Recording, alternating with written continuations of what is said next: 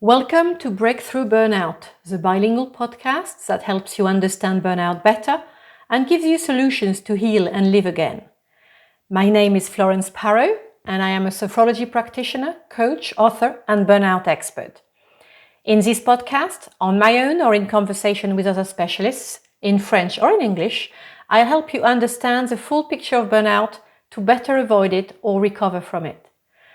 Breakthrough Burnout, the podcast that helps you understand and heal. Hello, I'm so happy to be with you again. Yes, I know I've been absent for some time. I haven't recorded any episodes in a while. That's because I was writing my next book. So that took some time and energy, and then I needed recharging, and I like to practice what I teach, right? So I thought today, actually, I would talk to you about that, about taking the time to recharge. I could have thought, I have to produce, some podcast episodes. But then I realized I simply couldn't. I didn't have the time, the bandwidth, the energy. And it was much better for me to focus on the book. So that's what I decided to do. And I'm very happy I did that. And I'm back with new episodes for the podcast, and that's fine as well. It's important, I think, to find your balance, to find where you want to put your energy. And here, as we are starting the year, important to think about doing it at a calm pace. This episode will come out towards the end of January. So for you, the year will already have started. I'm recording this at the beginning of January. But as you've had a few weeks of the year already, have you had time to have a proper break during the holidays? Have you had time to rest and recharge? And how has your month of January been so far? Have you had a very full January, full of everything to do and start and be back into a lot again? Or have you had a slow start? I always recommend starting the year slowly, at a calm pace, taking your time.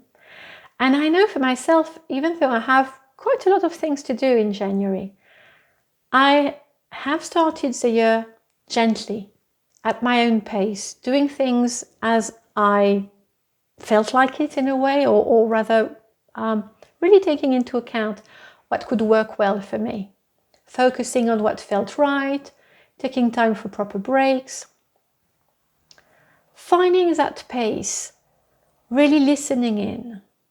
And I think it's really important that to have proper breaks, to find your pace, to respect your needs so that you can avoid crashing and burning. So if you're feeling everything is too much already, it's definitely essential to pause and reflect before rushing ahead into February. And first start by asking yourself, how are you truly feeling right now? Truly, deeply, how are you feeling? And what do you need to put in place this year for your balance, for your health, to feel great? So I wanted to share in this episode a few tips with you that really helped me when organizing my time, when thinking about how I organize my year. And this is great to do at the beginning of the year, but you could really do it at any point during the year. The first thing is, of course, to define your priorities. Do you know what actually keeps you busy? Have you sort of audited your schedule in a way? Have you taken the time for that? Maybe you think, I know, I've got everything on my schedule, all my time is accounted for, but that's rarely the truth. And if you were to really keep notes of what you do nearly minute after minute or hour after hour, you might be surprised to realize that some of that time is really dedicated to a lot of, not very important things, maybe like being on social media, for instance, but there may be many other examples. So know what keeps you busy. And is that what is really important for you? What are your true priorities for this year? Or if you're doing this at any other time for, the weeks, the months, the terms, the semester, whatever. What are your true priorities? What do you want to focus on? Because if you don't decide now what you really want to see happening this year, it's not going to happen. And it's also absolutely necessary to avoid overwhelm, to avoid being absolutely exhausted. Because if you don't decide first and then act accordingly, then you will be going with the flow of everything, in a bad way, or the flow of everything coming to you from the rest of the world. And that's not a good way to manage your energy or your time. So first, it's about looking at what drains you, what recharges you. And if you're not entirely certain, I really recommend making lists, but if you're not entirely certain, take a few days, take a couple of weeks, and write down as you go along during the day or at the end of the day, what has drained you, what has recharged you that day. My guess is you might have more of what's draining you than of what is recharging you. So have a look at that. And then put yourself first. So in your diary, put first time off and activities that recharge you. Like making appointments with yourself. Because if you don't, I can guarantee the whole of your time will be taken by other people's priorities. So what is important for you? And not just about, your goals or what you want to achieve in your work, but also time for you to be well, to recharge. It's not just about, napping or sleeping, although we'll talk about that in a minute. It's really activities that make you feel good, hobbies maybe, but it can be as simple as taking a 15-minute walk every day, or taking some time to read a lovely book, or going and having a massage once a month, whatever works for you. Maybe it's about going swimming, whatever works. But incorporate it from the start in your timetable, in your schedule. Otherwise, it's not going to happen. And that has to take priority above everything else. Those appointments with yourself are more important than any other appointment. You don't delete them just because someone else is asking to see you, or you've been assigned a new task or whatever. No, that stays. And you don't have to justify yourself. It's not about, oh, I'm sorry, I have, some time with myself. No, I'm sorry, I have an appointment. I'm not available. Full stop. Also, generally speaking, plan less. Do less. Have time to be, not just time to do. Reconnect inside. What do you need?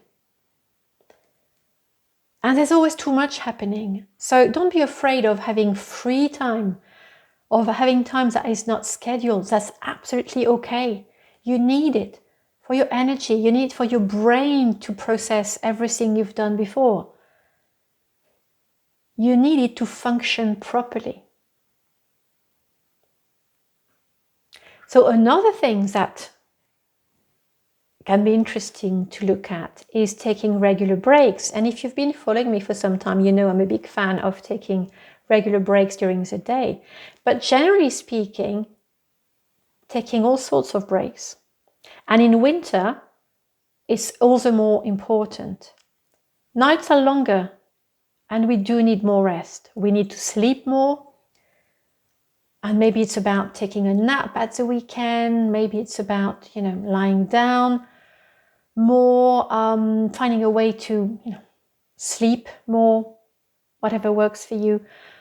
Rest more, do less. That's what we need to do in the winter. to really refocus inside. And that's another great tip.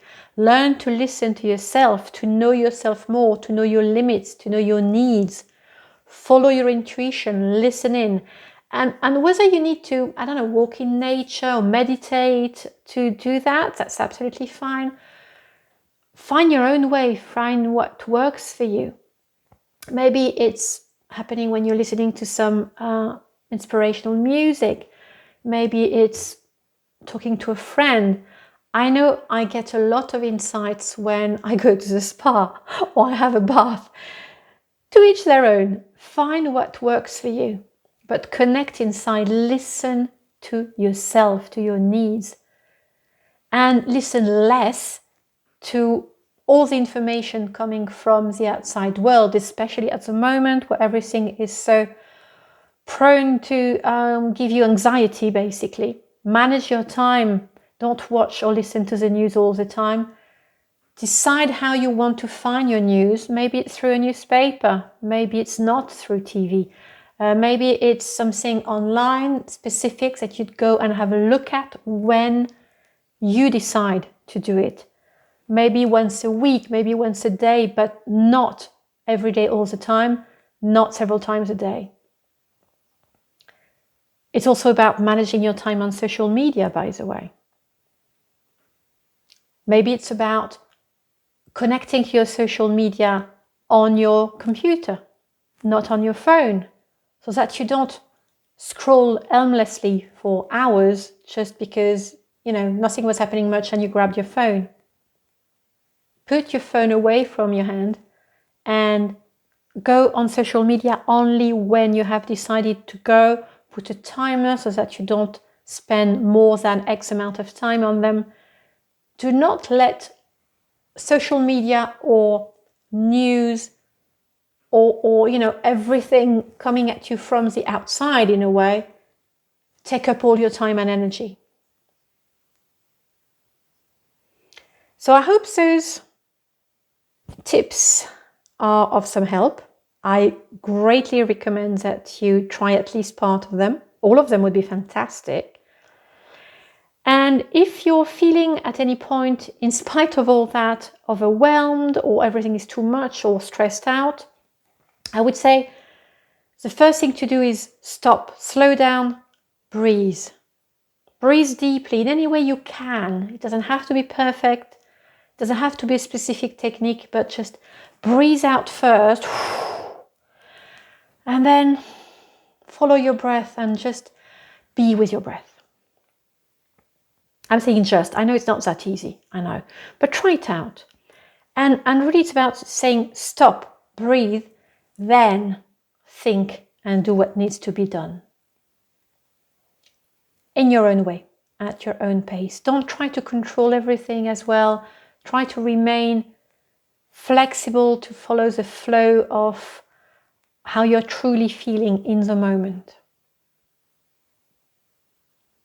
So I hope this has given you food for thought. Let me know if you've tried some of this or if you're already functioning like that. Connect with me on social media in a particular time. Send me a note, an email, all that is absolutely fine. And if you want to